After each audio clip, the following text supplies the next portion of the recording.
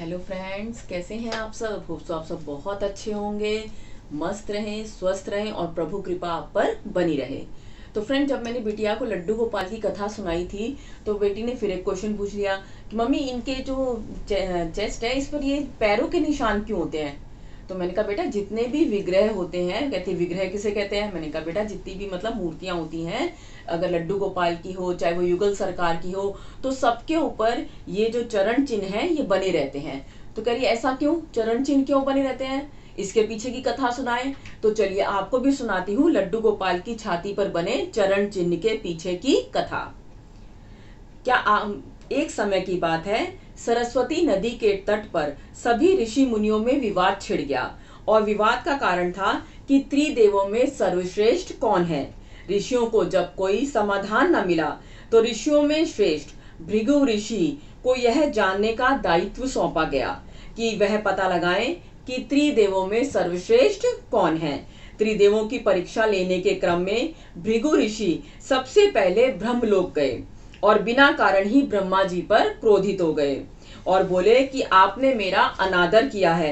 ऐसा सुनकर ब्रह्मा जी को भी क्रोध आ गया और ब्रह्मा जी बोले कि तुम अपने पिता से आदर करवाना चाहते हो। भृगु, तुम कितने भी बड़े विद्वान क्यों ना हो जाओ, तुम्हें बड़ों का आदर करना नहीं भूलना चाहिए।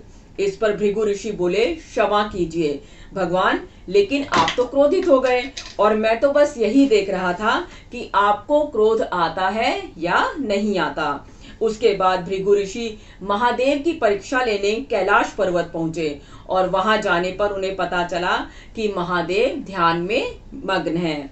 उन्होंने नंदी से कहा कि महादेव को मेरे आने की सूचना दो। इस पर नंदी बोले कि मैं ऐसा नहीं कर सकता, वो क्रोधित हो जाएंगे। इसके बाद भृगु ऋषि स्वयं वहां पहुंच गए और महादेव का आह्वान करके बोले कि ऋषि मुनियों के लिए तो आपका द्वार सदैव खुला रहता है। महादेव, भृगु ऋषि की आवाज से महादेव का ध्यान भंग हो गया। जब मतलब भृगु ऋषि बार बार बोलने लगे तो उनका ध्यान भंग हो गया और महादेव तो जब ध्यान भंग हो जाएगा तो वो क्या हो जाएंगे, क्रोधित हो जाएंगे। तो वो क्रोधित होकर बोले, भृगु, तुम्हारी मौत तुम्हें यहाँ खींच लाई है, मैं तुम्हें अभी भस्म कर देता हूँ।